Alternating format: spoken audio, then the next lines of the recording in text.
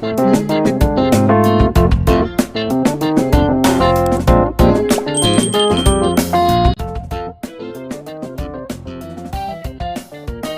matapos magsalita si James ay naglaho ang kanyang katawan at muling nagpakita sa harap ng lalaking nakasuot ng kulay abong lalaki. Nakita ng lalaki ang isang kislap ng sword light. At sa sumunod na sandali, isang lila na longsword ang itinutok sa kanya bago pa man siya makapag-react. Nais niyang iwasan ang pag-atake ngunit napag-alaman na ang lahat ng kanyang mga ruta sa pagtakas ay naharang. Nang walang ibang mapagpipilian, maaari na lamang siyang patuloy na umatras paatras. Gayunpaman, mabilis ang mga galaw ni James. Agad niyang isinara ang puwang at itinutok ang kanyang espada sa lalaki. Nagtaas ng kamay ang lalaking nakasuot ng kulay abo. At lumabas ang malakas na puwersa mula sa kanyang palad upang harangan ang Threepmyrtle Divine Sword. Gayunpaman, mas mahina pa rin siya kay James. Bukod dito, ginagamit ni James ang unang espada. At ang kanyang mga welga ay ginawa sa bawat layunin na pumatay. Tinawag ito ni James na Swordsmanship of Destruction. Sa sandaling umatake si James, ang lalaking nakasuot ng kulay abo ay pinaalis. Ang sword energy ay lumabas mula sa Threepmyrtle Divine Sword at tumagos sa katawan ng lalaking nakasuot ng kulay abo. Sa normal na mga pangyayari, ang lalaking nakasuot ng kulay abo ay malubhang nasugatan. Kung hindi namatay, sa kabutihang palad, mayroon siyang isang kristal sa kanyang katawan na sa halip ay sumisipsip ng pinsala. Sumirit ang lalaking nakasuot ng kulay abo. Damn it! Sina Feb, Chusai, at Lucifer ay nagtungo din sa pansamantala. Nagsanib puwersa sila at hinugupit ang lalaking nakasuot ng kulay abo na may marahas na pag-atake. Ang lalaki ay walang kapangyarihan sa harap ng napakalaking pagsalakay mula sa ilang mga powerhouse. At ang ovalbok na kristal sa kanyang katawan ay patuloy na nauubos. Nang makita ang laban, hindi nakialam si Maveth at ang iba pang nilalang bagkus ay nakatanaw sila sa malayo. Bahagyang tumawa si Maveth. Mukhang ginagamit din ng grupo ni James ang taktika namin. Sinusubukan din nilang alisin muna ang mahihina. Tumango si Matilde at sinabing, kailangang payat ang mga tao. Mayroong 33 arena. Sa 33 nilalang, isang kalahok ang dapat maalis sa bawat palapag. Dahil dito, isa lamang ang makakarating sa pinakamataas na palapag. Ang mahina ay hindi karapat dapat na makarating sa tuktok. Mahina, walang mahina sa mga kalahok na dumating sa lugar na ito. Ang tunay na mahihinang mga tao ay walang kakayahang makakuha ng war order. Gayunpaman, si James, partido ay binubuo ng ilang mga powerhouses. Sa kanilang pagsasama-sama sa isang tao, kahit na ang isang walang katulad na powerhouse ay hindi makatiis sa kanilang pinagsamang puwersa. Tumagal ng halos 1 oras ang laban. Pagkatapos noon, sa wakas natapos na ang labanan. Ang kristal sa katawan ng ibang tao ay ganap na naubos at nawasak. At siya ay inalis. Nagsimulang magbago ang paligid, at ang mga natitirang kalahok ay dinala sa ika-4 na arena. Isang gintong halo ang lumiwanag sa gitna ng ika-4 na arena pati na rin ang mga nakapalibot na sulok ng lugar. Alam na ni Maveth at ng iba pang mga nilalang na ang liwanag mula sa ginintoang halos ay maaaring magpapataas ng kanilang lakas. Sa sandaling lumitaw sila sa arena sa ika-4 na palapag. Mabilis nilang sinakop ang mga puwang sa paligid ng mga gintong halos. Bahagyang mas mabagal ang party ni James at hindi niya kayang sakupin ang isa sa mga puwang na ito. Kabanata 2842. Sinabi ni Lucifer, masyadong maraming nilalang sa arena ngayon. Kailangan muna nating alisin ang ilan sa mga mahihina. Kung makikipagtulungan tayo sa kanila, magagawa natin iyon ng eksakto. Kapag tayo na lang ang natitira, gagawin natin ipaglaban mo sila para sa Diyos. Nag-isip sandali si James at naisip na posible ang mungkahi ni Lucifer. Tiningnan niya sina Feb at Chusay. Pagkatapos ay nagtanong, may pagtutol ba kayong dalawa? Umiling ang dalawa at ipinahiwatig ang kanilang pagsang-ayon sa ideya ni Lucifer. Sabi ni James, kung ganoon, makikipagtulungan kami sa kanila sa ngayon. Kakausapin ko sila. Pagkatapos niyang magsalita, lumapit si James sa rehiyon kung saan matatagpuan ang celestial ant race. Nang makita si James na naglalakad palapit sa kanila, ang celestial ant race at ang iba pang nilalang ay agad na nagtaas ng kanilang pagbabantay. Napangiti ng gusto si James at sinabing, "Don't worry, I'm not here to fight but to propose a suggestion." Tumingin si Maveth kay James ng malamig at sinabing, "Kung may sasabihin ka, bilasan mo at humabol ka." Sabi ni James, "I'd like to form a temporary alliance with you and without the other creatures.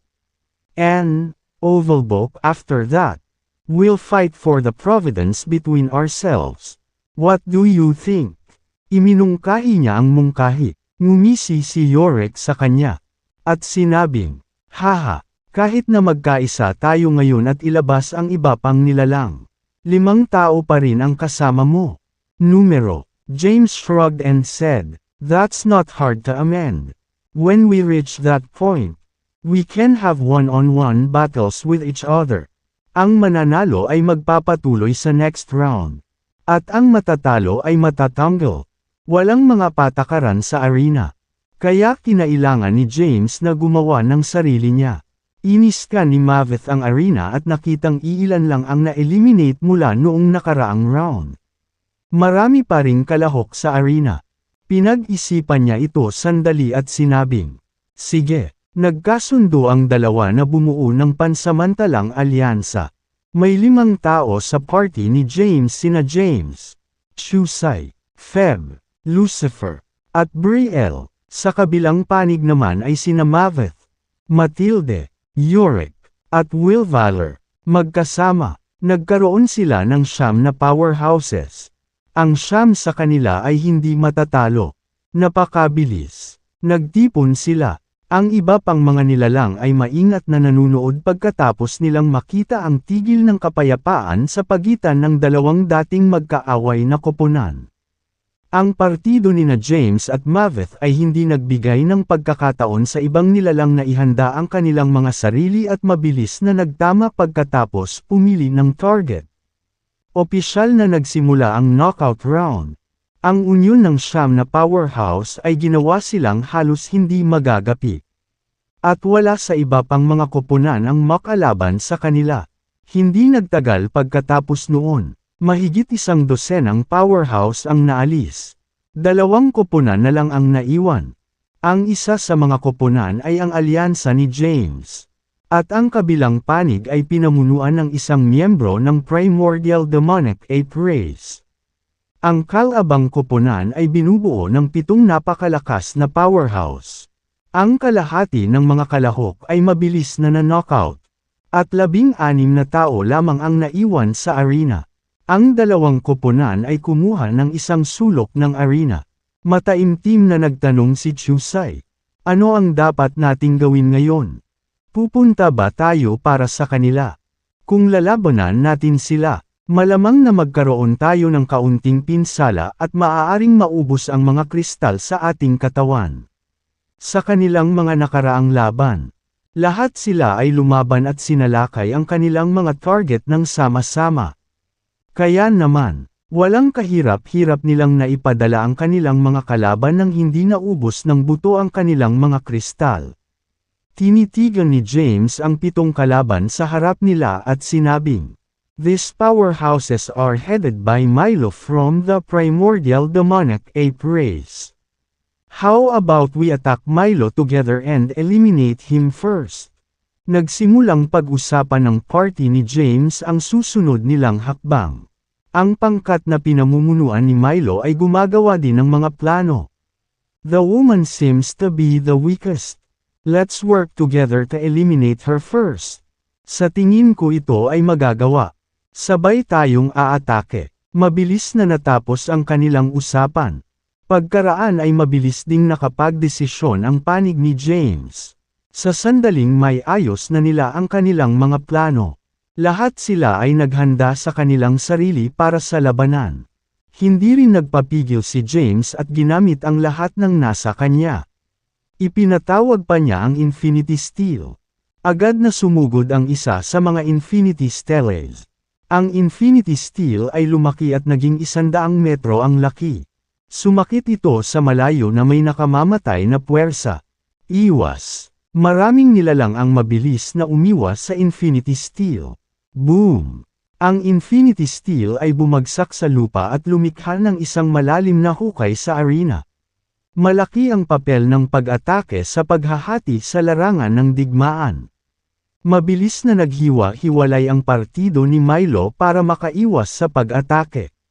Sa sandaling iyon, agad ding inatake ng mga powerhouse mula sa alyansa ni James ang Milo.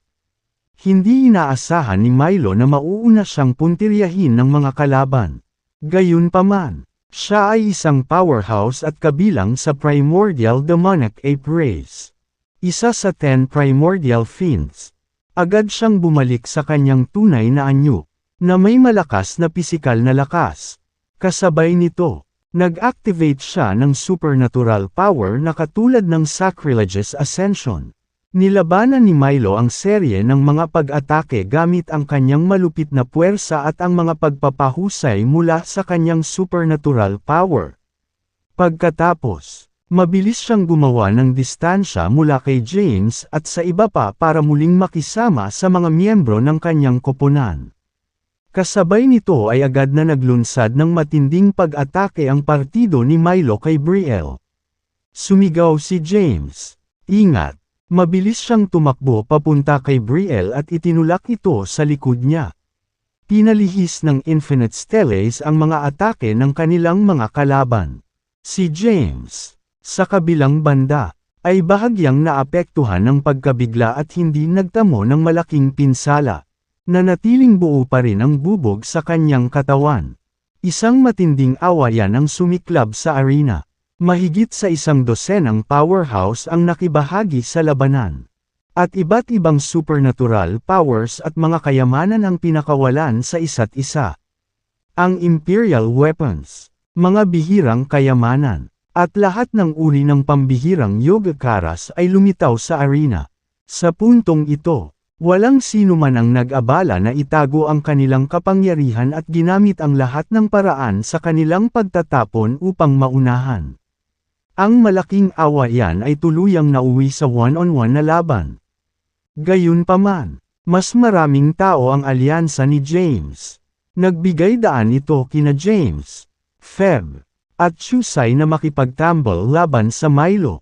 Si Milo ay napakalakas at may napakalaking pisikal na lakas. Gayunpaman, hindi rin mahina si James. Ginamit ni James ang lahat sa kanyang pagtatapon. At sa tulong ni Feb, nagdulot siya ng pinsala pagkatapos ng pinsala sa Milo. Dahil dito ay unti-unting naubos ang kristal ni Milo. Sa panahon ng laban, ipinakita ni James ang tunay na lakas ng kanyang husay sa espada.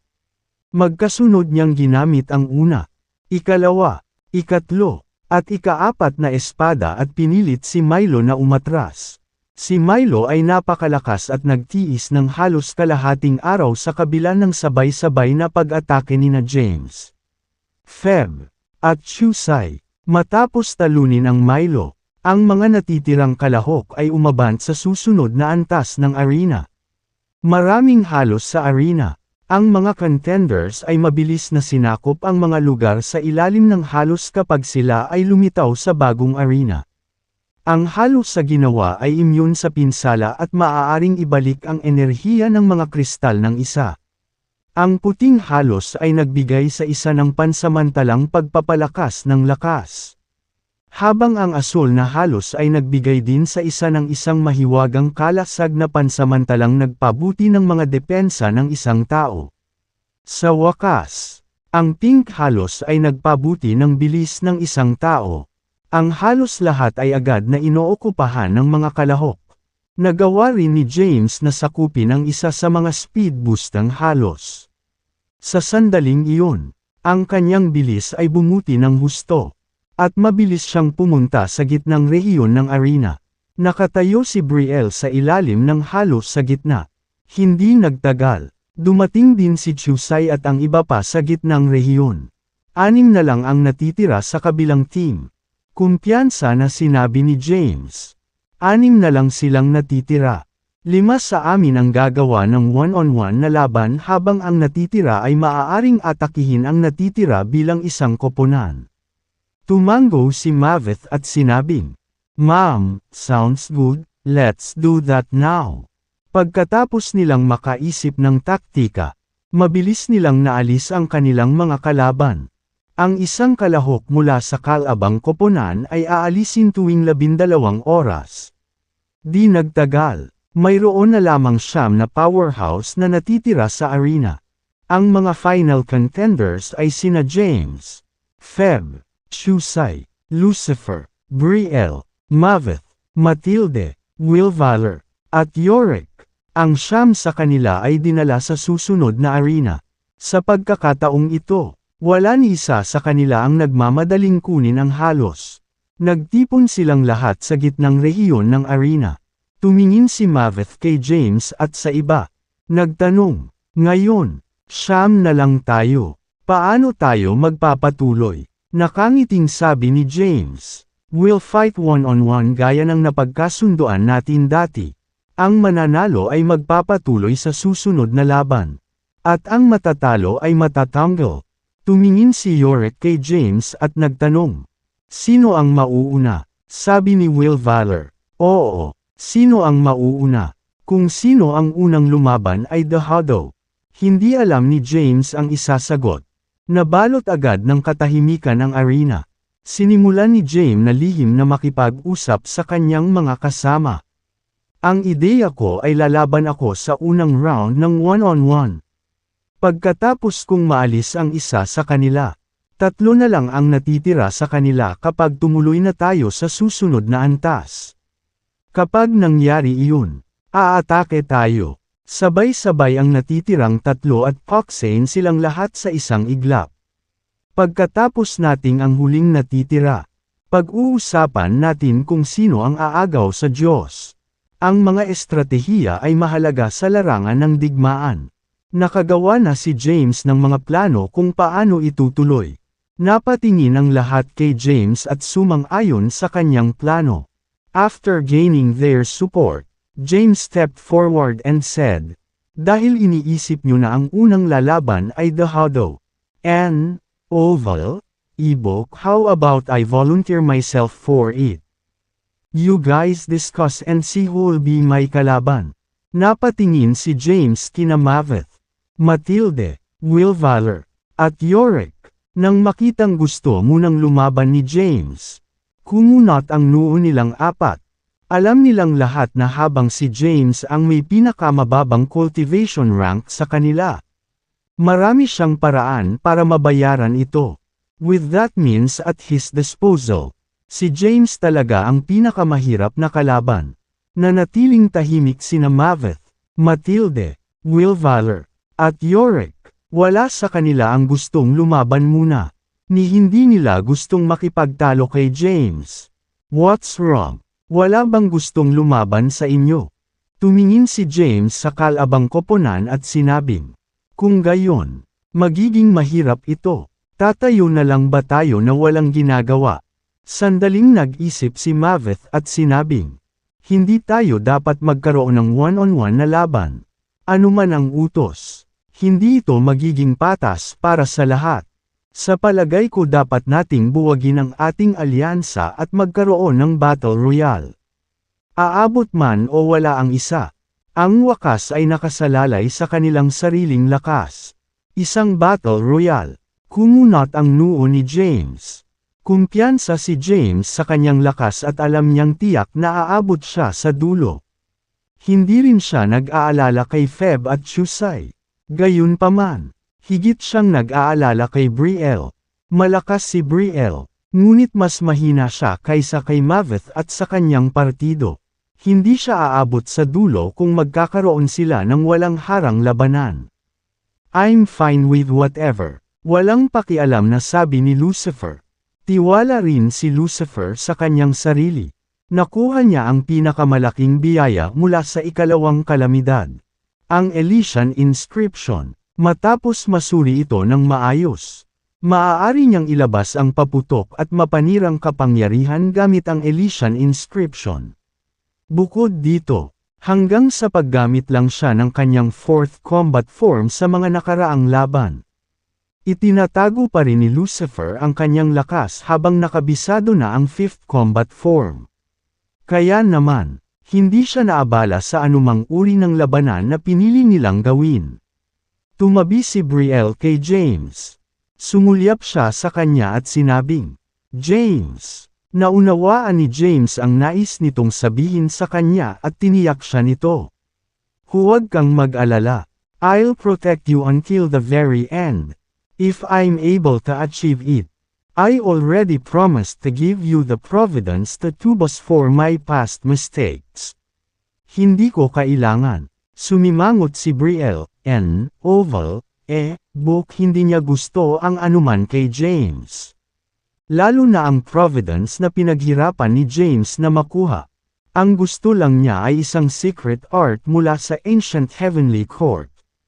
Higit sa lahat, hindi pa rin tiyak kung makakarating si James hanggang sa wakas at makamit ang pag-aalaga. Tanong ni Maveth, ano sa palagay ninyo? Nag-iisip pa rin si James. Nadama niya na ang isang battle royale ay maglalagay sa kanya sa isang dehado dahil maraming makapangyarihang tao sa kanyang panig Feb. Shusai. At Brielle. Gayunpaman. Tama ang punto ni Maveth na isa lamang sa kanila ang makakamit ang Providence. Kung battle royale ang gusto mo, sige lang. Pagkatapos ng maikling pag-aalinlangan, tumango si James at sinabing, kung ganoon nga, maglalaban tayo sa bawat antas ng arena. Paalala ni Yorick sa kanila. Kailangan nating magkasundo na huwag makisama sa mga taong kinakalaban natin. Nagkibit balikat si James at sinabing, I can't agree to that. People are entitled to make their own decisions on who they want to target. Pagkatapos magsalita, lumingon si James kina Feb at Shusai with a knowing smirk. Dahil nasa isang arena sila, lahat sila ay teknikal na nakikipaglaban sa isa't isa. Si James ay nasakop na ang isang puting halo ng maaga, na nagpapataas ng kanyang lakas. Hindi na niya kailangang palakasin ang kanyang depensa dahil mayroon siyang 108 Infinity Steles na maaaring gamitin bilang isang pormasayon upang maiwasan ang mga kaaway na makalapit o magdulot ng malaking pinsala sa kanya. Matapos ang napakatagal na pakikipaglaban at pag-alis ng marami pang kandidato, halos maubos din ang mga kristal ng natitirang contenders. Samantala, ang kristal ni James ay halos hindi pa rin ginagamit at halos walang pinsala. Pagkalakas ni James ay nakangiting sabi nito, simulan na natin ang labanan. Umalangaw-ngaw ang boses ni James sa buong arena. Gayunpaman, walang gumalaw ng kalamnan. Sa halip, nagpalitan sila ng tingin frame katumbas at pinagmamasdan ng mabuti ang isa't isa. May 9 na tao ang naiwan sa arena. Sinakop ni Brielle ang gininto ang halo sa gitna, na nagpanatiling ligtas sa kanya sa ngayon. Nagkalat din sa buong arena ang iba pang contenders. Nang makitang walang kumibo, iniwas ni James ang kanyang tingin sa mga natitirang contenders. Sa wakas, tumigil ang kanyang tingin kay Yorick. Nang makitang matamang nakatingin sa kanya si James, hindi sinasadyang napaatras si Yorick. Nagdilim ang kanyang mukha nang magsimulang lumapit si James na may hawak na Crep Myrtle Divine Sword sa kanyang kamay. Tanong ni Yorick, anong ginagawa mo, James? Ngumiti si James at sumagot, we're in an arena meant for battles. What do you think I'm doing? Maraming ibang tao dito. Bakit ako? May battle royale daw tayo. So pwede bang iba ang target mo? Walang magawa si Yorick. Nakalaban niya si James noon at natalo. Ngayong nadagdagan ang lakas ni James. Natalo siya ni James. Kung pipilitin ni James na puntiryahin siya, walang tsansa na manalo si Yorick. Napangisi si James. Talagang nasa battle royale tayo. Gayunpaman, kailangan ko pa ring pumili ng taong aatakihin. Ikaw ang pinakamahina sa mga natitirang tao. Kaya wala akong ibang pagpipilian kundi ang targetan ka. Si Maveth, Matilde, at Will Valor ay nagmamasid mula sa malayo. Dahil pinili ni James si Yorick. Pansamantala silang ligtas. Sa sandaling iyon, si Maveth ay lihim na nakipag-usap sa telepatiko kay Matilde. We can't let this continue, although it's a battle royale. Hindi siya hahabulin ng mga kasama ni James. Vele, Book is currently our biggest threat. Telepathically sumagot si Matilde. Kung gayon, ano ang dapat nating gawin ngayon? Pagkatapos ng maikling pag-iisip tungkol dito, sumagot si Maveth. Dahil pinili ni James na kalabanan si Yorick. Tatayo muna kami sa ngayon. Habang nagsisimula ang laban nila, maghihintay tayo ng pagkakataon para atakihin si James. Kahit na hindi namin siya maalis, susubukan naming maubos ang kanyang kristal. Maveth at Matilde ay nagkaroon ng medyo magandang relasyon sa buong pagsubok na ito. Sina Yorick at Will Valor ay pansamantalang kasama. Dahil isang tao lang ang makakarating sa huling yugto. Hindi may iwasang umasa sa ilang panlilinlang upang maalis ang iba pang mga nilalang upang matiyak na nakarating sila sa dulo. Ito ay totoo lalo na dahil iilan na lamang sa kanila ang natitira. Pumayag si Matilde na sumabay sa diskarte ni Maveth. Alam ni James na habang nakikipaglaban pa siya kay Yorick, sasamantalahin ni Maveth at Matilde ang pagkakataon na palihim na atakihin siya para maalis siya. Kaya naman, telepathically din niyang inabot si Feb. Pupuntiryahin ko muna si Yorick at susubukan kung maalis siya. Sa aking laban, susubukan ako ng Celestial Ant at Multicolored Flame Python. Bagamat hindi nila ako maalis, malamang na try to deplete my crystal's energy. Bantayan mo sila para sa akin. Sa sandaling kumilos sila, atakihin sila. Sagot ni Feb. Paano kung atakihin ko sila ngayon kaysa hintayin ko silang gumawa ng hakbang? I will keep Maveth occupied. Para wala na siyang oras na gumawa ng iba. Sinabi ni Chusai, kung ganoon ang kaso, haharapin ko ang Multicolored Flame Python. James asked, then what about Will Valor? Nang marinig ito, tumahimik sina Chusai at Feb. Nagpatuloy si James sa pagbibigay ng mga tagubilin sa pamamagitan ng telepath. Hindi tayo maaaring umasa kay Lucifer. Siya ay miyembro lamang ng ating pansamantalang alyansa. Hindi na natin kailangan ng alyansa ngayon. Kaya dapat tayong mag-ingat sa kanya. Sumagot si Feb. Sa mga sitwasyong tulad nito, ang mga tao ay may posibilidad na unahin ang kanilang sariling kaligtasan. Kung hindi natin aatakihin si Will Valor, malamang na hindi siya makikialam. Then we'll proceed as planned. Sagot ni James. Ilang saglit lang ay nakaisip na ng plano si James at ang kanyang mga kasama. Wag mo akong target, James. Sinabi ni Yorick.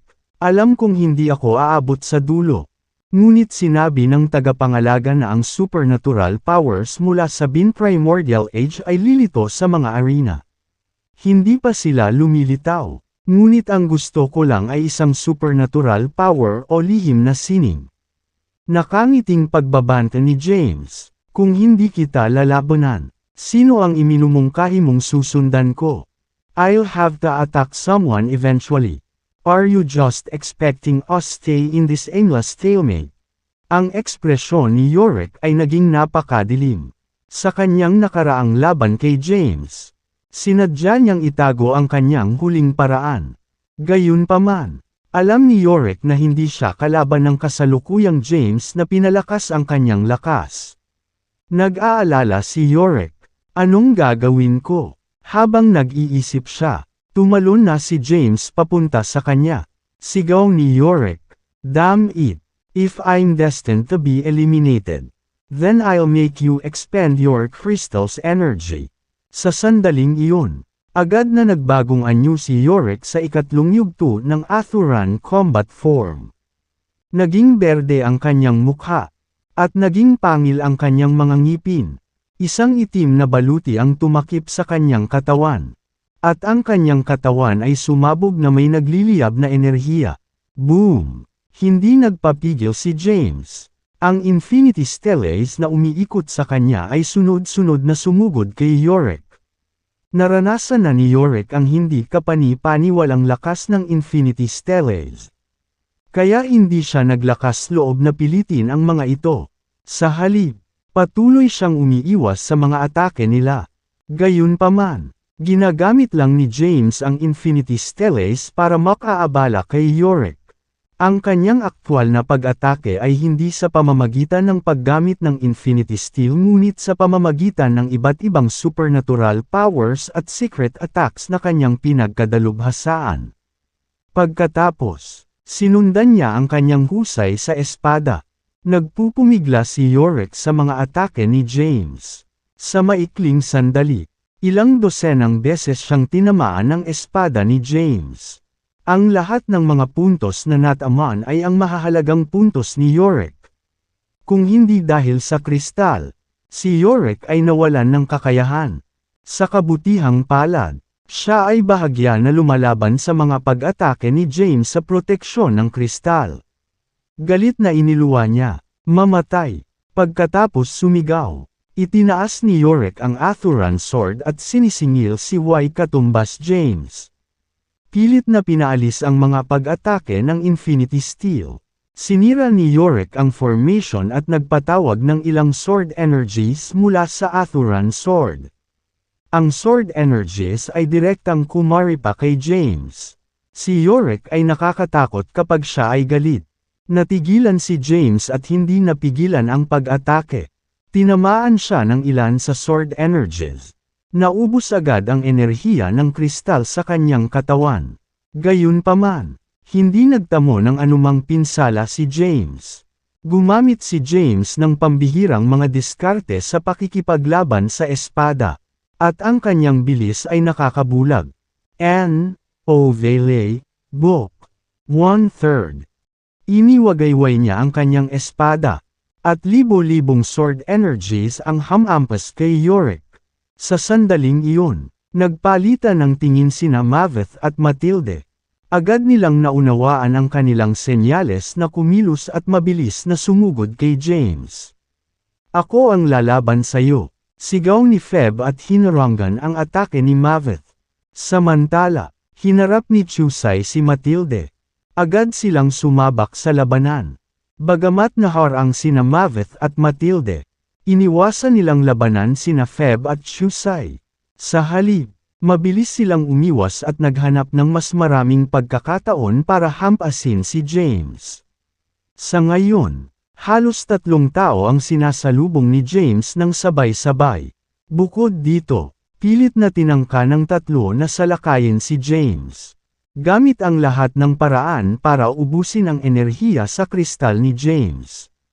Nang makita ang eksenang ito, ngumiti si Lucifer at bumulong. Go on. Keep at fighting. The desperately you guys fight each other. The better it is for me.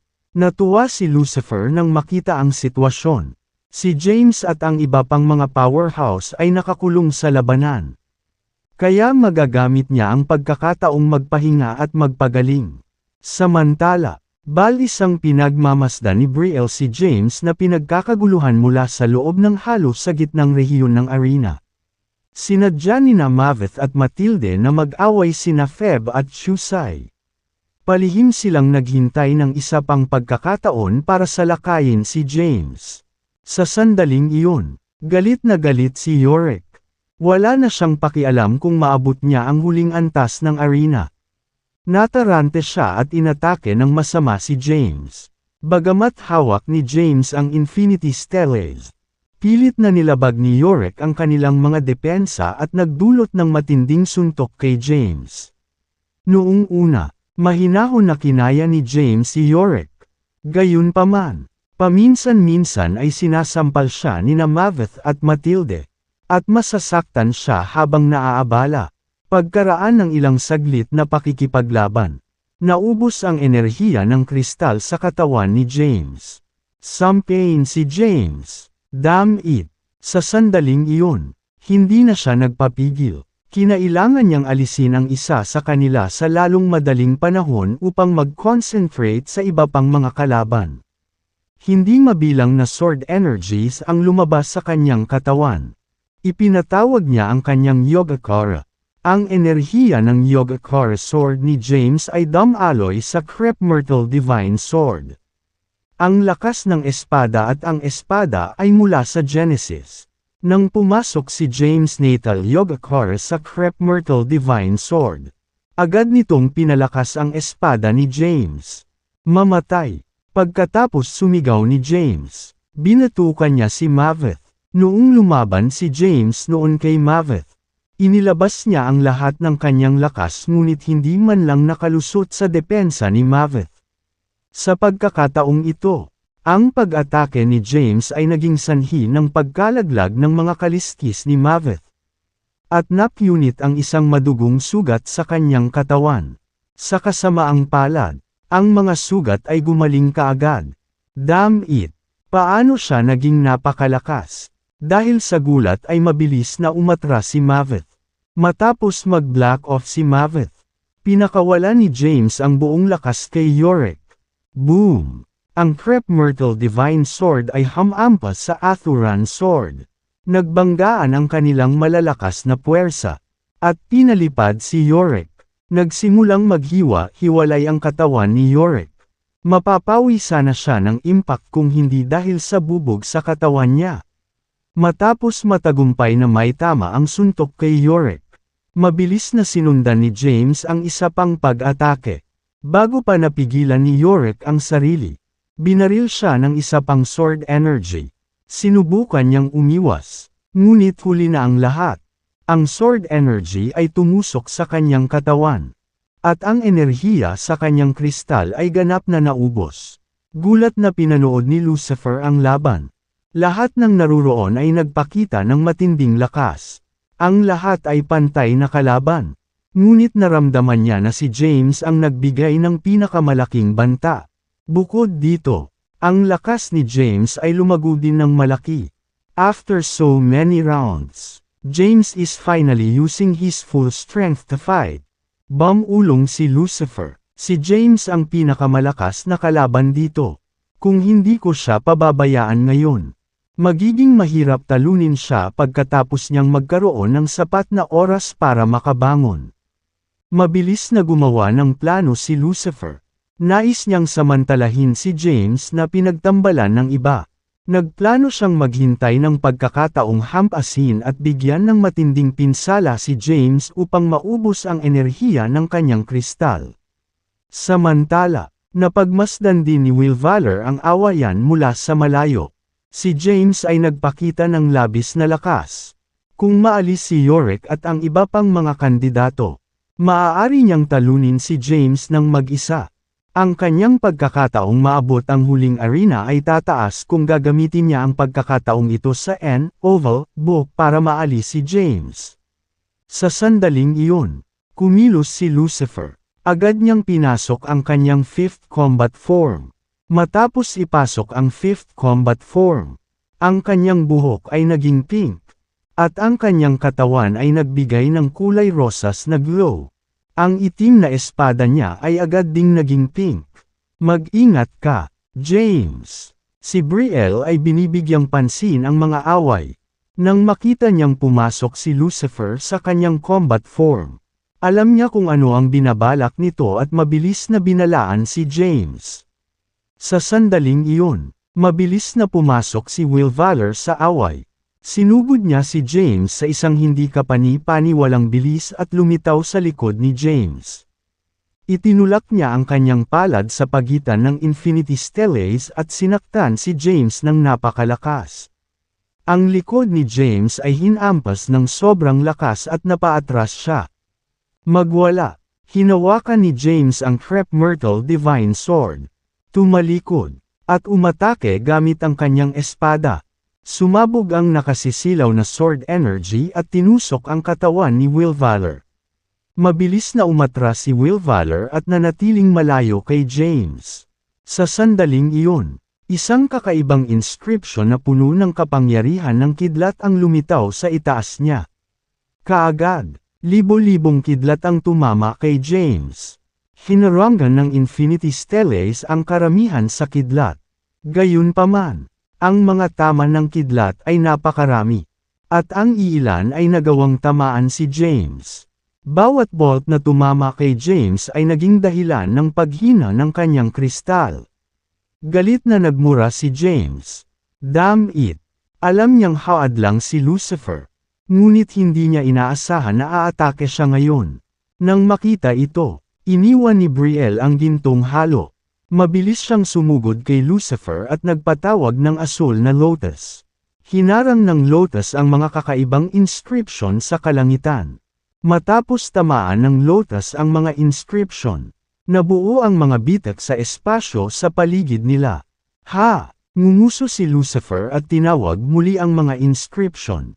Itinaas niya ang kanyang imperial weapon at sinisingil si James. Bago niya maabot si James, isang 10,000 meter long sword energy ang tumama mula sa langit. Ang sword energy ay bumangga sa Infinity Stellace. Ang Infinity Stellace ay bumagsak mula sa puwersa at nahulog mula sa himpapawid.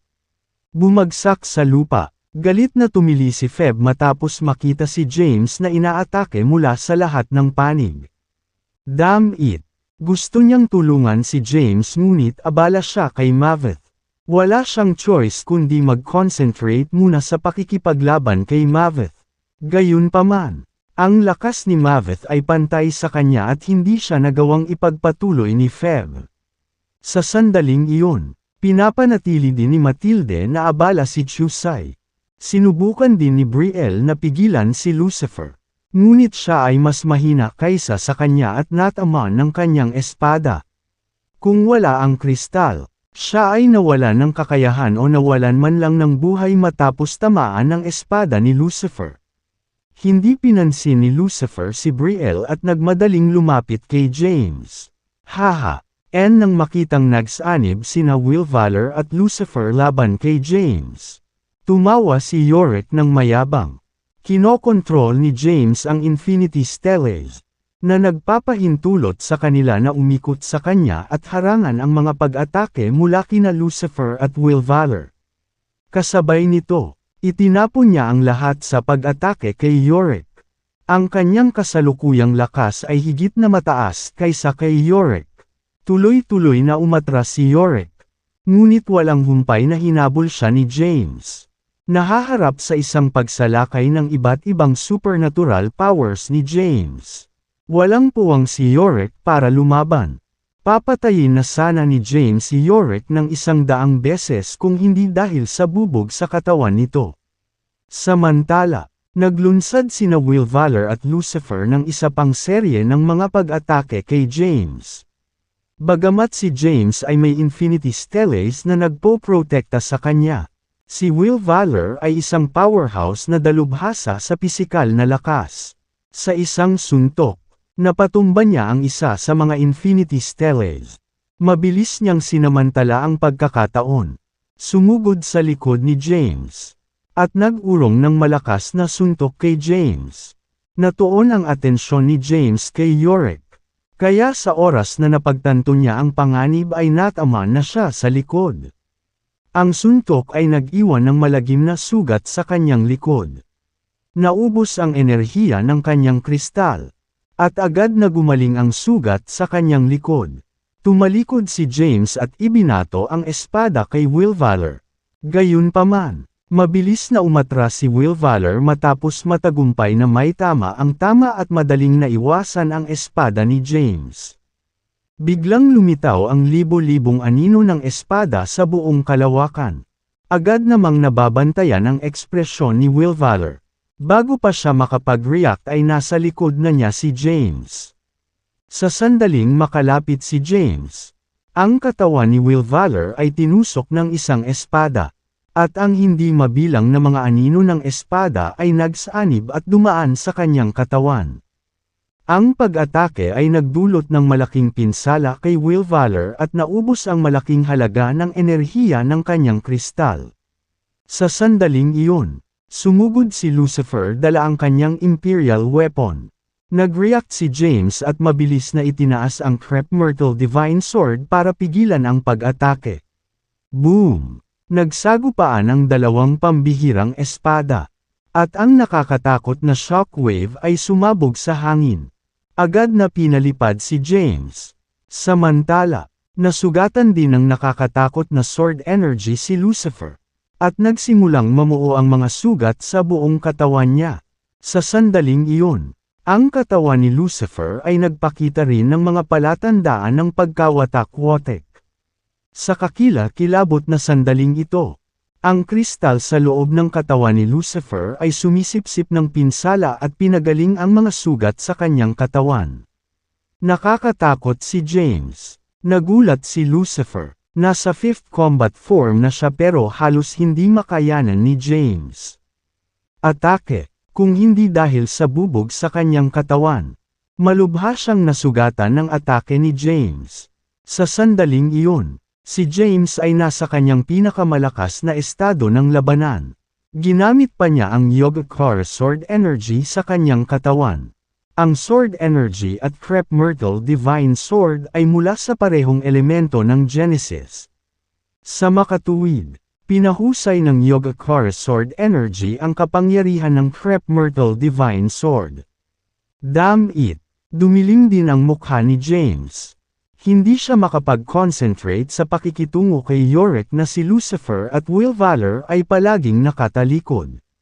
Kinailangan ni James na alisin si Yorick at pumasok sa susunod na antas ng arena sa lalong madaling panahon. Pagkatapos nito, magiging mas madali para sa kanila na magpatuloy sa mga sumusunod na antas. Kung magpapatuloy ang kasalukuyang sitwasyon at kung nagawa niyang alisin si Yorick, kakailanganin pa niyang ubusin ang kalahati ng enerhiya ng kanyang kristal. Ito ay maglalagay sa kanya sa isang dehado sa susunod na antas ng arena. Boom! Biglang ipinadala ni James ang Infinity Stellace kay Will Valor at Lucifer. Mapanganib ang mga stellace sa kanila. Sunod-sunod silang binomba ng 108 Infinity Stellace. Bagamat malakas sina Will Valor at Lucifer, hindi sila nang ahas na kunin ang pinsala mula sa Infinity Steel. Kaya naman, patuloy silang umiiwas sa mga pag-atake.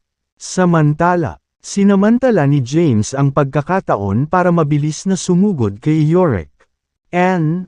Vele, itinaas niya ang Crep Myrtle Divine Sword at hinampas siya. Pilit na nilabanan ni Yorick ang pag-atake. Nagsagupaan ang dalawang espada. Si Yorick ay pinalipad ng napakalaking puwersa. Mabilis na sinamantala ni James ang sitwasyon at hinabol siya. Sa isang iglap ay sumulpot si James sa harapan ni Yorick at muli itong hinampas. Isang maliwanag na sword energy ang lumabas at tumusok sa katawan ni Yorick. Matapos makuha ang mataas na kamay, sinundan ni James ang isang serye ng mga pag-atake. Si Yorick ay natama ng daan-daang beses sa loob lamang ng ilang segundo at naubos nito ang malaking halaga ng enerhiya ng kanyang kristal. Nahulaan ni James na halos maubos ang enerhiya sa kristal ni Yorick at maaalis niya ito sa loob ng halos 10 minuto. Ungol ni Yorick. Arg! Pagkatapos, inactivate niya ang kanyang secret art. Nagsimulang kumulo ang kanyang dugo. At mabilis na tumaas ang kanyang lakas. Matapos mapalakas ang kanyang lakas, nagsimula siyang desperadong lumaban laban kay James. Ang lakas ni Yorick ay lumakas ng husto. Nakaya na niyang makayanan ang mga pag-atake ni James at sinira ang mga depensa ng Infinite Steel upang harapin ang pinsala kay James. Samantala, nakahanap din ng pagkakataon sina Will Valor at Lucifer na atakihin si James mula sa gilid. Nagpatuloy ang matinding labanan sa arena. Sina Feb at Maveth ay nakikipaglaban din. Pareho silang nagpakawala ng iba't ibang forbidden arts mula sa Primordial Age. Kasabay nito, nakikipaglaban din si Chusai laban kay Matilde. Tinangka ni Brielle na sakupin ang pagkakataon na panatilihing abala sina Will Valor at Lucifer. Gayunpaman, ang kanyang lakas ay mas mababa sa kanila, at madali siyang napaalis sa isang galaw. Matapos makipagpalitan ng ilang suntok, ang enerhiya ng kanyang kristal ay naubos ng husto. Sa kabilang banda, nilabanan ni James si Yorick ng buong lakas at kailangang mag-ingat sa mga pag-atake ni Will Valor at Lucifer. Siya ay nahihirapan at nadidismaya sa katotohanan na sina Will Valor at Lucifer ay patuloy na umaaligid sa kanya. Gayunpaman, unti-unting umakyat ang kanyang lakas habang tumatagal ang laban. Buong display ang kanyang makikinang na espada. Sa pag-indayog ng kanyang talam, libo-libong sword lights ang lumitaw at tumakbo patungo kay Yorick. Bagamat nailabas na ni Yorick ang kapangyarihan ng kanyang dugo, hindi niya nakayanan ang napakaraming pag-atake ni James. At ang enerhiya ng kanyang kristal ay patuloy na nauubos. Swoosh! Ang nakabulag na enerhiya ng espada ay sumugod. Si Yorick ay pabaya at nataman ito. Kinain ng pag-atake ang pinakahuling bahagi ng enerhiya ng kanyang kristal. Sa wakas ay naalis si Yorick dahil ang kanyang kristal ay ganap na naubos. At siya ay pinalabas sa arena. Sa pag-alis ni Yorick, nagsimulang magbago muli ang paligid ng arena.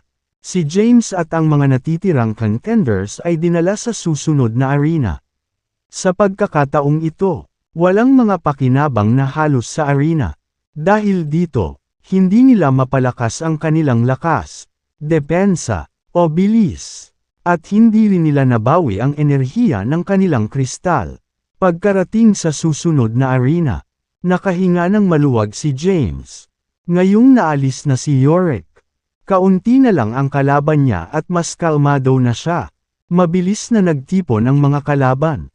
Nagmadali sina Feb, Chusai, at Brielle para makasama muli si James.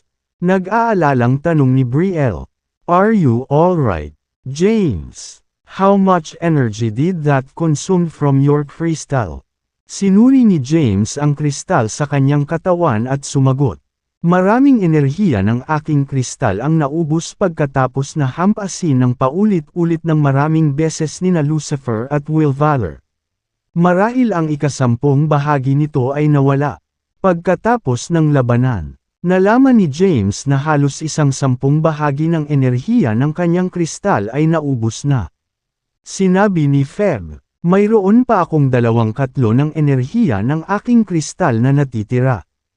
In-update ni Chusai ang kanyang kalagayan, na nagsasabing, "Ako ay halos kapareho ng Feb at may natitira pang 2/3 ng enerhiya." Sabi ni Brielle, "Ang kristal ko ay kalahati na lang ng natitirang enerhiya." Huminga ng malalim si James. Lalong magiging mahigpit ang mga laban mula rito. Vele, ilang sandali matapos silang makarating sa bagong arena. Muling lumitaw ang Guardian. "Binabati kita sa inyong lahat na nakarating sa yugtong ito. Sa antas na ito, mayroong isang nakatagong sinaunang kasulatan mula sa panahon ng sinaunang hukuman sa langit." Umalangaw-ngaw ang boses ng Guardian sa buong arena. Nang marinig ito, natuwa si James. Ang supernatural power at secret arts na iniwan ng mga powerhouse ng Ancient Heavenly Court ay sa wakas ay abot kamay na niya. Ang mga natitirang contender sa arena ay sina James, Feb, Chusai, Brielle, Lucifer, Maveth, Matilde, at Will Valor. Ang hitsura ng Guardian ay nakakuha ng atensyon ng lahat at pansamantalang itinigil ang mga nagaganap na labanan. He stood in the middle of the arena. He wore a black robe with an oversized hood na nakatikip sa mukha niya.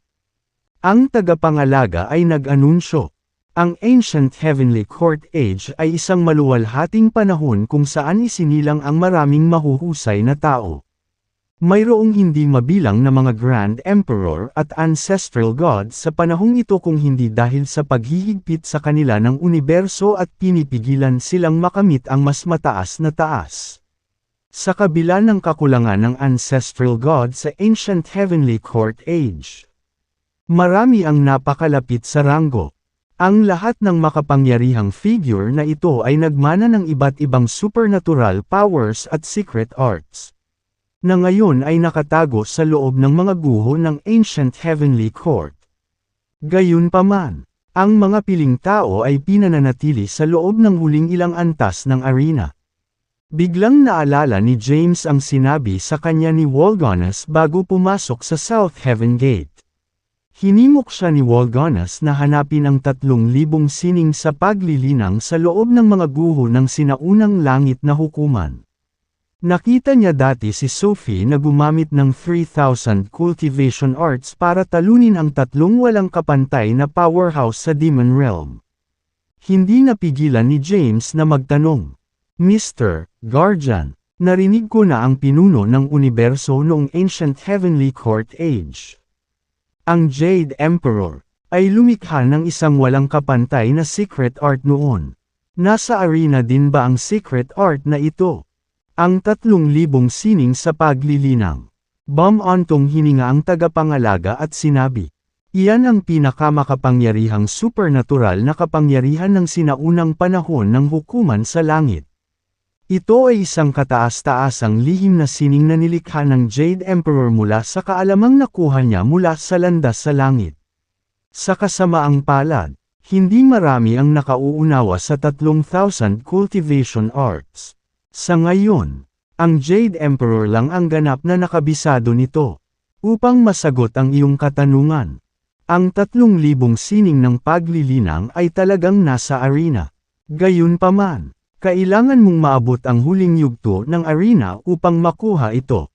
Kung ang taong makakakuha nito, iyon ang may iwan. Sa kapalaran, ang malalakas na kalaban na naruroon ay nasa sabik matapos marinig ang mga salita ng tagapangalaga. Kahit na napalampas nila ang Providence, maaari pa rin silang makinabang ng malaki kung maabot nila ang huling ilang antas ng arena. Kahit na ang isang Grand Emperor ay may intriga ng supernatural powers at secret arts mula sa Ancient Heavenly Court Age. Tanong ni James, kung gayon, ano ang supernatural power sa antas na ito?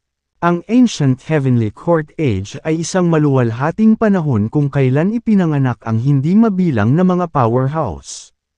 Gayunpaman, ang mga arena ay nagtataglay lamang ng ilang supernatural powers. Pinatunayan nito na ang supernatural powers sa mga arena na ito ay ang pinakamalakas mula sa sinaunang Heavenly Court Age. Ang tagapangalaga ay tumingin kay James at sinabi, ang supernatural na kapangyarihan sa antas na ito ay tinatawag na 36 na demonic art. Ang 36 demonic art, lahat ng naruroon sa lugar ay namangha.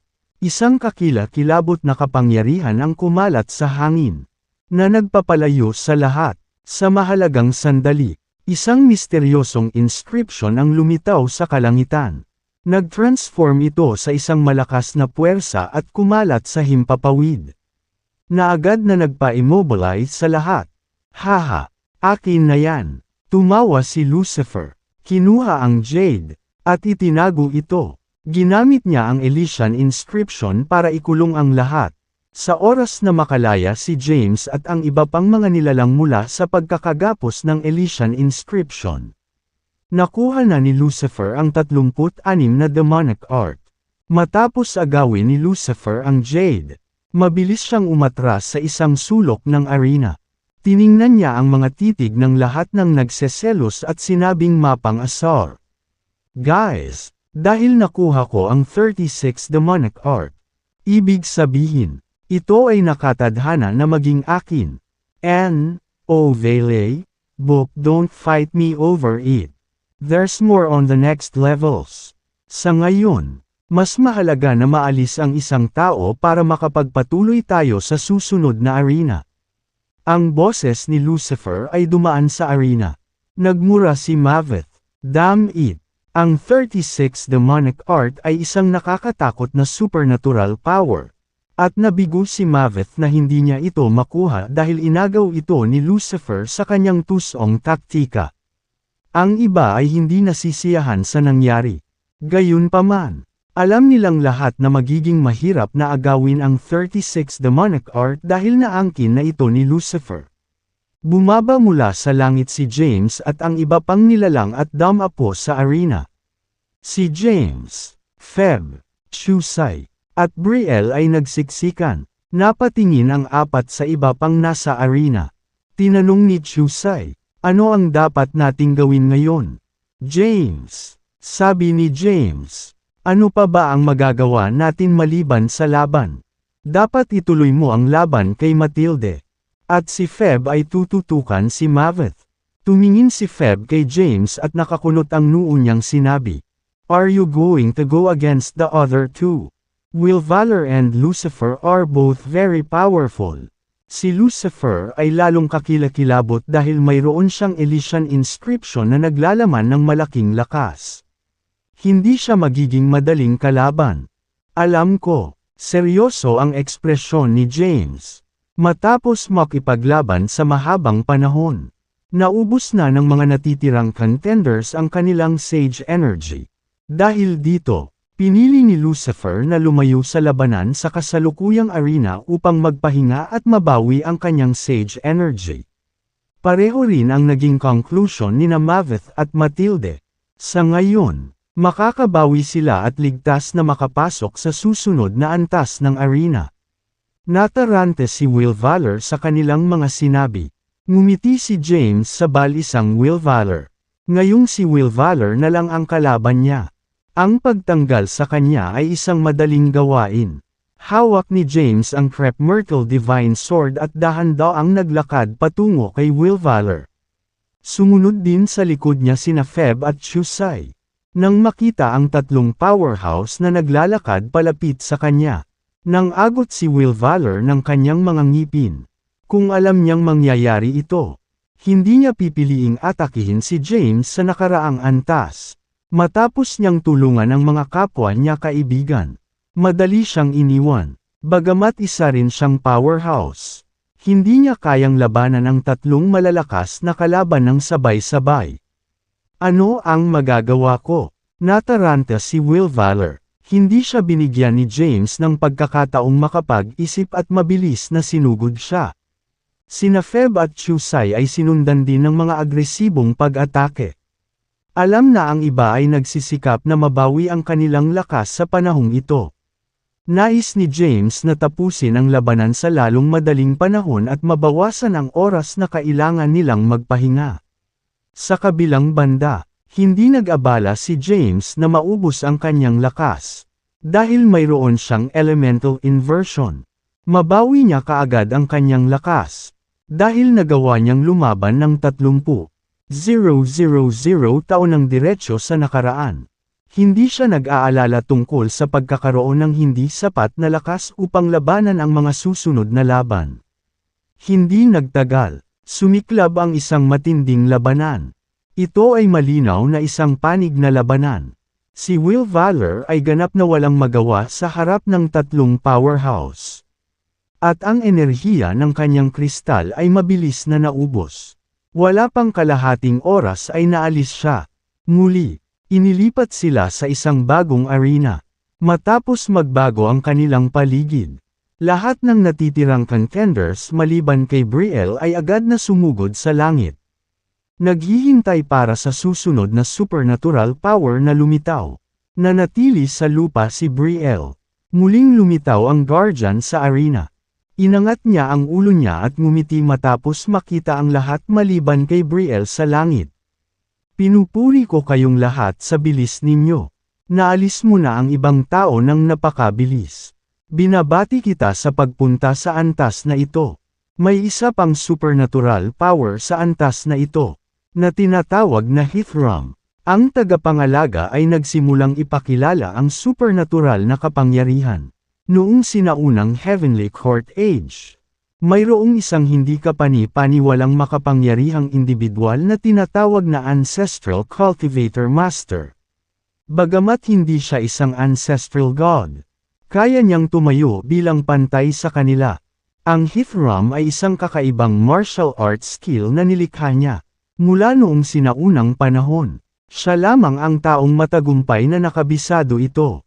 Ang tagapangalaga ay nagbahagi ng impormasyon tungkol sa pangalan at pinagmulan ng Hithram. Lumutang sa ere ang mga contenders na nakikinig sa kanya habang pinapansin ang kanilang paligid. Lahat sila ay sabik na I claim ito sa sandaling lumitaw ito dahil ang unang taong nag-claim na ito ang may-ari. This time, pinaghandaan na rin ni James. Alam ni Brielle na siya ay masyadong mahina para makipagkompetensya sa iba. Dahil dito, matino siyang umiwas dito. Vele, Bok inaasahan niyang mabuhay at maabot ang mas matataas na antas ng arena. Kung saan magkakaroon ng mas kaunting kompetisyon. 2/3. Ito ay magbibigay sa kanya ng isang posibleng pagkakataon na makakuha ng iba pang supernatural powers. Lihim niyang inactivate ang demonic energy at nilayon niyang gamitin ang confinement sa iba sa sandaling lumitaw ang supernatural power. Pagkatapos, maaari niyang agawin ito habang ang iba ay sobrang abala sa Pager React. Sa sandaling iyon, isang malambot na puting liwanag ang biglang lumitaw sa lugar. Sa pagkakataong ito, ang puting liwanag ay hindi lumitaw sa kalangitan bagkus ay nag-hover ng ilang metro sa itaas ng arena. Nasa harap ni Brielle ang lokasyon kung saan sumibol ang puting liwanag. Nang makita ang puting liwanag na lumitaw sa kanyang harapan, bumilis ang tibok ng puso ni Brielle. Mabilis niyang kinuha ang puting ilaw at itinago iyon. Akin. Sa sandaling ilagay ito ni Brielle. Isang powerhouse ang bumungad sa kanya. Sumugod si Maveth at hinampas si Brielle. Pinasabog siya ng malakas. Buti na lang at iniligpit na ni Brielle ang kayamanan sa kanyang storage space. Bumaba si James mula sa langit at tumayo sa harap ni Brielle. He smiled at her. Ang swerte mo at nakuha mo yan. Pilyong ngumiti si Brielle at sinabing, I wasn't expecting it also. I had no intention to get Hithram. But it appeared right in front of me. Pinandilatan ng ibang mga nilalang si Brielle na may masamang ekspresyon. Lumapit si Maveth. Iniunat ang kanyang kamay. At sinabing, ibigay mo. Lumipat si Brielle sa likod ni James. Sinulyapan ni James si Maveth at sinabing masama. Dahil inangkin niya ito, walang dahilan para ibigay ito sa iyo. Natapos ang laban natin dati sa isang draw. Kaya't aayusin natin ito ng isang beses at para sa lahat. Sumulyap si James sa iba pang nasa arena at sinabing, you should stay out of this and let me fight Maveth well. Sa pagitan ng kanyang pisikal na lakas at ng aking divine crepe myrtle sword.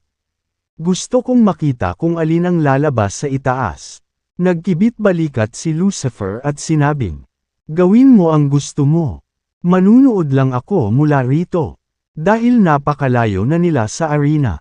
Ang iba ay nakahinga ng maluwag na hindi na kailangang lumaban.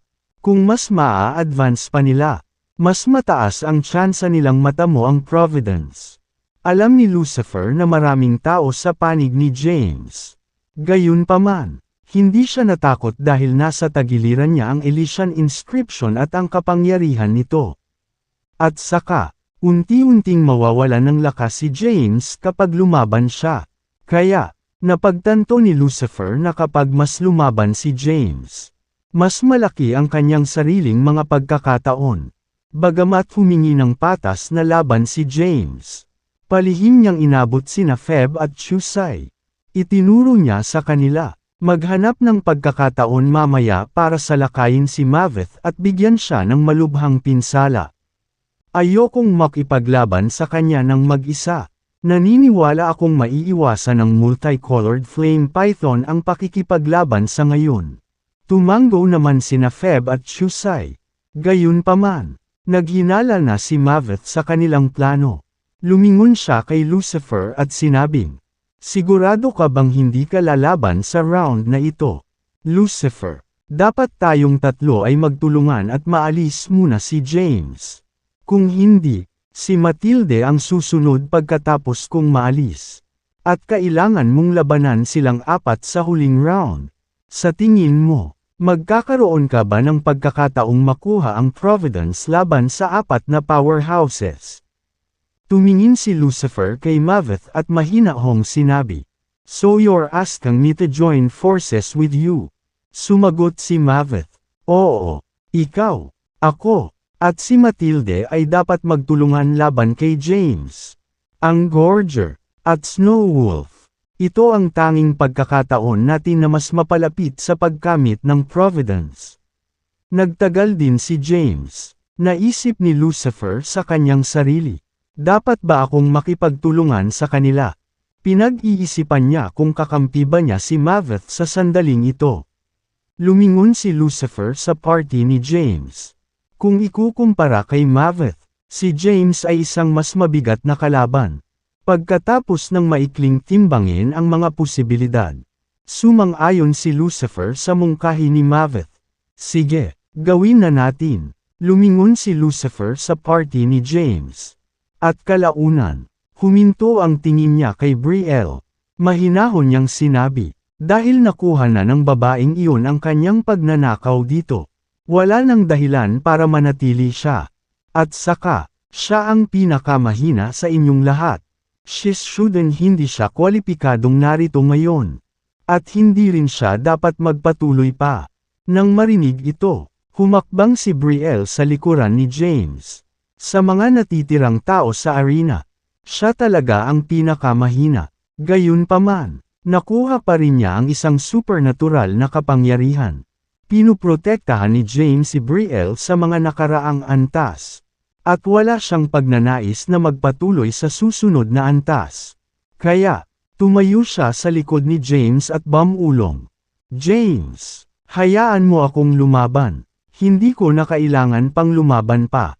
Kahit na hindi ako kasing lakas nila.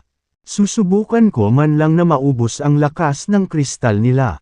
Gusto mong tulungan kang makamtan ang Providensya. James looked at her and said with a smile. Hanggat nandito pa ako sa arena na ito, walang maglalakas loob na tanggalin ka. Paano kung magtago ka muna sa Celestial Abode pansamantala? Maaari kang lumabas kapag naabot na natin. Ang huling ilang antas, nag-alinlangan si Brielle at sinabing, hindi ako sigurado kung dapat kong gawin iyon. Nakakuha na ako ng supernatural power. Kung papayagan mo akong magtago ngayon, magiging unfair kina Feb at Chusai. Nagsumikap silang suportahan ka, at magiging unfair kung wala silang makukuha. Napaka-open-minded ni Chusai tungkol dito at ngumiti. Kung sakupin ko ang anumang bagay o hindi ay ganap na nakasalalay sa aking kapalaran at kakayahan. Kahit na umalis ako ng walang dala, ang karanasan ng pakikipaglaban sa hindi mabilang na mga powerhouse ay kapaki-pakinabang din. Tumango si Feb at sinabing, yep, paninigurado ni James sa kanya. Don't worry about it, just go. Pagkatapos magsalita, ikanaway ni James ang kanyang kamay. At isang malakas na puwersa ang lumabas mula sa kanyang palad. Napilit na dinadala si Brielle sa Celestial Abode upang magpahinga. Sa sandaling iyon, naiwan sa arena sina James, Feb, Chusai, Maveth, Matilde, at Lucifer. Halos magkapantay ang lakas nilang anim. Ang tanging bagay na magpapahiwalay sa kanila ay ang kanilang mga mapagkukunan at armas. Aawayin mo ako, Maveth. Wala pa tayong natukoy na panalo mula sa huling round. Tumingin si Feb kay Maveth at ngumiti na parang harmless. Tumingin din si Chusai kay Matilde at sinabing, ituloy natin ang laban natin mula noon. Gusto kong makita kung ano ang kaya ng multicolored flames mo. Tumingin si James kay Lucifer. Si Lucifer na lang ang natitira. Gayunpaman, gustong umiwas ni James sa pakikipaglaban si Lucifer dahil siya ang pinakamalakas sa lahat ng mga kalaban nila. Sumigaw si James. Atake! Agad niyang inihagis ang lahat ng secret arts na natutunan niya at pumasok sa pinakamalakas niyang combat state. Nag-transform din sina Feb at Chusai sa kanilang tunay na anyo. At ang kanilang mga enerhiya ay tumaas ng paputok. Sumigaw si Maveth mula sa malayo. Inaway mo ako, Gorger. Mabilis siyang nag-transform sa isang malaking. Gininto ang langgam at sumakay sa Feb. Iniwasan ni Feb ang kanyang mga atake at naghanap ng pagbubukas para salakayin si Matilde. Puntahan kita, James. Umalangaw-ngaw ang boses ni Lucifer. At agad niyang sinugod si James gamit ang kanyang imperial weapon. Swoosh! Sumambulat ang nakasisilaw na sword energy. Gayunpaman, pinutol lamang ng sword energy ang anino ni James. Direktang naniningil ang tunay na katawan ni James sa multicolored flame python. Matilde, ang sword energies ay patuloy na lumipad palabas mula sa Crep Myrtle Divine Sword. Ang sword energies ay naglalaman ng nakakatakot na sword intent. Kabilang ang Samadhi sword intent, murderous intent, at sword intent na nabuo ng sage energy ni James. Ang sword energies ay bumangga sa multicolored flame python na may napakalakas na lakas at nagpagulong-gulong sa kanya. Nanginginig ang katawan ni Matt Idol dahil sa impact. Unti-unti, nabasag ang kanyang kaliskis, at umagos ang dugo mula sa balat sa ilalim. Ang pinakamalakas na estado ng labanan ni James ay nakakatakot. Kahit na ang multicolored flame python ay isang inapo ng 10 primordial fiends. Hindi niya nakayanan ang mga pag-atake ni James. At ang kristal sa kanyang katawan ay unti-unting natutunaw. Kasabay nito, inutusan ni James ang Infinity Stellace na durugan si Matilde. Ang multicolored flame python ay may napakalaking katawan. Sa kabila ng mabilis na paggalaw, madaling target ng Infinity Stellace ang katawan ng sawa dahil sa laki nito. Ang Infinity Stellace ay sunod-sunod na binasag sa katawan ni Matilde, na nagdulot ng malaking pinsala. Biglang inilabas ni Lucifer ang Elysian Inscription, at naglabas ito ng mapang-ipang dami ng enerhiya. Naramdaman ni James ang pagdiin sa kanyang katawan. Agad siyang nahulog mula sa langit at bumagsak sa lupa sa ibaba. Bang!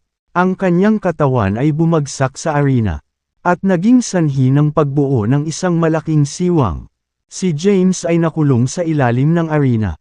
Hindi binigyan ni Lucifer ng pagkakataon si James na makabawi. Sa sandaling bumagsak si James sa lupa. Ilang kidlat ang agad na lumitaw mula sa Elysian Inscription at binomba ang lugar kung saan nahulog si James. Mabilis na nag-zoom ang ilan sa Infinity Stellace at hinarangan ang mga tama ng kidlat. Swoosh! Isang figure ang bumaril mula sa kuweba na ibabaw. Sa sandaling si James ay sumugod sa langit. Hindi mabilang na mga hibla ng itim na ambon ang lumabas sa kanyang katawan at binalot ito upang bumuo ng itim na baluti. Ang hugis ng baluti ay napakakaiba at ito ay tila ginawa mula sa mga petals ng demonic lotus. Napilitan si James na gumamit ng 10,000 demon art at i-deploy ang natal lotus para lumikha ng protective armor para sa kanyang sarili. Hanggat mapipigilan niya ang kanyang katawan na magkaroon ng pinsala, maiiwasan niyang maubos ang enerhiya ng kanyang kristal. Sa proteksyon ng demonic lotus, sinamantala ni James ang pagkakataong marahas na atakihin ang multicolored flame python. Naging seryoso ang mukha ni Lucifer. Nagmura siya sa kanyang puso. Damn it! Si James ay kasing tatag ng ipis. Siya ay hindi lamang may Infinity Stellace, ngunit nakuha din niya ang demonic lotus ng aking ama. Magiging mahirap na alisin siya. Hindi alintana kung gaano katigas si James bilang isang kalaban. Magkakaroon ng pagkakataon si Lucifer kung maabala si James. Kapag nangyari iyon, mauubos ni Lucifer ang enerhiya ng kanyang kristal. Kung maalis si Maveth o Matilde, magiging malaya sina Feb at Chusai na gawin ang gusto nila. Pagkatapos, Kailangan niyang labanan ang 2 o kahit 3 sa kanila ng magkasama. Ilalagay nito si Lucifer sa isang mahirap na posisyon. Matapos suriin ang sitwasyon, nagsimulang maghanap si Lucifer ng mga pagkakataon upang harapin ang matinding pinsala kay James. Gayunpaman, si James ay may proteksyon ng Infinity Steles at ng Demonic Lotus Petals na bumubuo sa kanyang baluti. Dahil dito, ang mga pag-atake ni Lucifer ay hindi nakapagbigay ng malaking pinsala kay James. Isa pa, sadyang iniwasan siya ni James kaya nahirapan siyang humanap ng opening. Dahil hindi siya makahanap ng pagkakataon na salakayin si James. Binago niya ang kanyang target sa Chusai. Ang diskarte ni Lucifer ay upang maubos ang kristal ni Chusai hanggat kaya niya o mas mabuti pa. Upang maalis siya kung posible. Sa pamamagitan ng paggawa nito, maaari niyang maging ang mga logro laban sa kanya sa mga sumusunod na ilang mga antas. Nakatuon si Chusai sa pag-atake sa multicolored flame python. Nang biglang pumagitna si Lucifer at sinimulang salakayin siya, hindi niya kayang harapin ang 2 ng sabay-sabay. Kaya itinuon niya muna ang atensyon kay Lucifer. Nang makita ito, mabilis na nakipag-usap si James kay Chusai ng telepathically, na nagsasabing, "Mag-ingat ka, si Lucifer ay isang napakahigpit na kalaban. Subukang iwasan ang pakikipaglaban sa kanya ng direkta kung maaari. Susubukan kong maghanap ng pagkakataon na maalis ang multicolored flame python sa lalong madaling panahon." Sumagot si Chusai, "Focus on your fight, James. Bagamat malakas si Lucifer, hindi ako ganoon kadaling matatanggal." Matapos ilipat ni Lucifer ang kanyang target, si James ay wala ng bigat. Naglunsad siya ng matitinding pag-atake sa multicolored flame python. Gamit ang bawat paraan na magagamit niya. Gayunpaman, ang multicolored flame python ay hindi madaling bumaba. Nasira ng kanyang multicolored flame si James at naubos ang ilan sa enerhiya ng kanyang kristal. Gayunpaman, hindi nabigla si James dito. Si James ay nakahihigit sa multicolored flame python sa bawat aspeto. Ang laban ay nagpatuloy ng mahigit 1 oras. Pagkatapos ng mahabang labanan, ang multicolored flame python sage energy ay ganap na naubos. At siya ay napagod. Mabilis na sinamantala ni James ang pagkakataong atakihin siya ng walang humpay. Matapos bombarduhan ng mga pag-atake sa susunod na ilang minuto, ang kristal ng multicolored flame python ay ganap na naubos. At siya ay dinala palabas ng arena. Sa wakas natapos na rin ang labanan sa arena. Hindi nagtagal, muling nagbago ang kanilang paligid. Si James at ang iba ay ligtas na nailipat sa isang bagong arena. Pagdating nila sa bagong arena, pinili nilang lahat na tumigil muna sa pakikipaglaban dahil inaasahan nilang may lalabas na bagong biyaya sa bagong arena. Walang nakakaalam kung saan lilito ang susunod na biyaya. Kaya't nagkalat sila sa buong arena at pinagtuunan ng pansin ang kanilang paligid habang hinihintay nilang lumitaw ito. Tumingin si James kay Chusai sa dikalayuan at inabot ito sa kanya ng telepatiko. "Kumusta ka na? Gaano karaming enerhiya ang natitira sa iyong kristal?" Sumagot si Chusai, "Si Lucifer ay talagang isang mahigpit na kalaban. Nagtamo ako ng pinsala at naubos ang maraming enerhiya ng aking kristal. Sa ngayon, halos 1/3 na lang ng energy nito ang natitira sa akin." Sinundan din ni James ang Feb. Si Feb ay kapantay ni Maveth. At pareho silang nakagawa ng pinsala sa kristal ng isa't isa. Buti na lang at kalahati pa ng enerhiya ang natitira sa kristal ni Feb. Team Sure hindi naging madali ang pagdating dito. Lahat kayo na nakarating dito ay ang pinakamahusay sa edad na ito at nakalaan para sa kadakilaan. Mayroon ding supernatural power sa arena na ito. Umalangaw-ngaw ang boses ng tagapag-alaga sa buong arena. At lahat ay matamang nagmamasid sa kanilang paligid upang agawin ang biyaya sa sandaling ito ay lumitaw. Ang supernatural power sa arena na ito ay tinatawag na Cultivation Encyclopedia. Ito ay isang mahiwagang kasulatan na nagtatala ng iba't ibang mga landas sa paglilinang ng detalyado. Ang Jade Emperor mismo ang sumulat ng kasulatan. Ipinatawag niya ang lahat ng mga powerhouse sa panahon ng Ancient Heavenly Court Age at gumugol ng 3 panahon sa pagsulat nito. Ito ay isang hindi mabibaylang kayamanan. Nang marinig ito, excited na nakinig ang lahat. Talagang isang malaking kayamanan kung tipunin ng Jade Emperor ang lahat ng powerhouses ng Ancient Heavenly Court Age at magtagal ng ganoon katagal para i-transcribe ang lahat. Samantala, hindi mo-ari ni James kung gaano katagal ang 3 panahon. Sa sandaling iyon, napansin ni Feb ang pagkalito ni James at lumapit siya. Nagpapaliwanag, ang mga kapanahunan ay isang sukatan ng oras. Sa ilalim ng normal na mga kalagayan. Ang isang panahon ay isang panahon mula sa pamumulaklak ng mga sagradong pamumulaklak hanggang sa punto kung saan sila ay nalalanta. Tanong ni James, kung gayon, ilang taon ang isang panahon?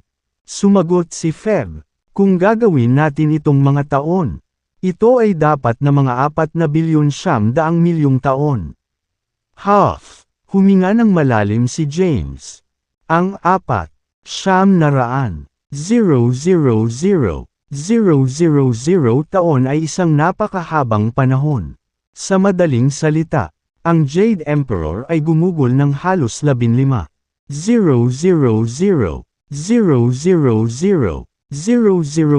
taon sa pagsulat ng Cultivation Encyclopedia sa tulong ng hindi mabilang na mga powerhouse.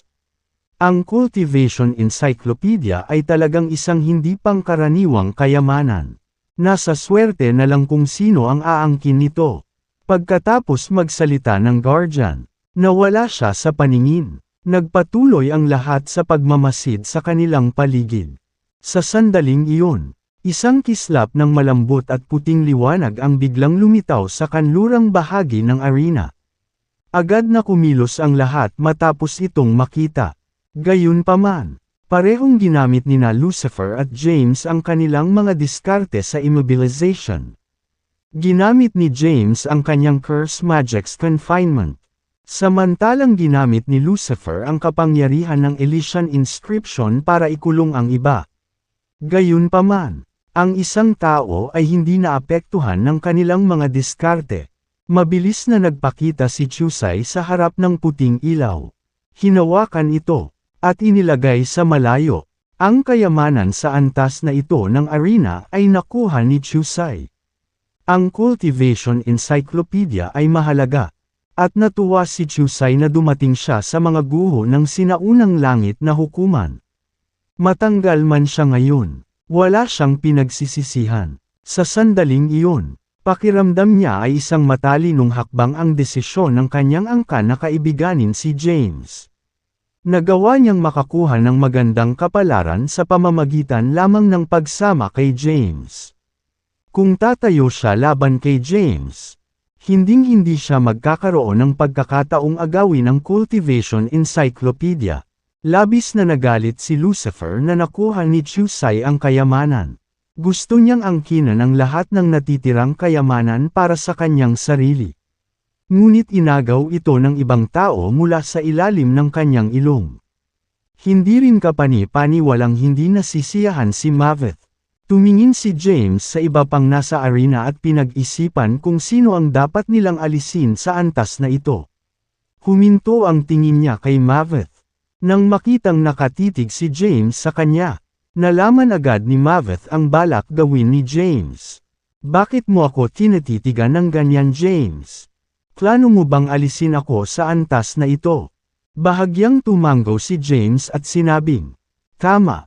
Tumingin si Maveth kay Lucifer at nagsimulang magmakaawa sa kanya.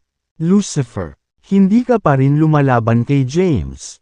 Kapag naalis na ako, kailangan mong makipaglaban sa 3 malalakas na kaaway. Sa tingin mo ba kaya mong labanan silang 3 ng mag-isa? Sa kabila ng kanyang desperadong sitwasyon, ayaw pa ring sumuko ni Maveth. Gusto niyang umasenso pa at makakuha ng biyaya mula sa Ancient Heavenly Court Age mula sa susunod na antas upang hindi siya umalis ng walang dala. Napatingin si Lucifer kay James. Sa sandaling iyon, tumigas ang kanyang ekspresyon.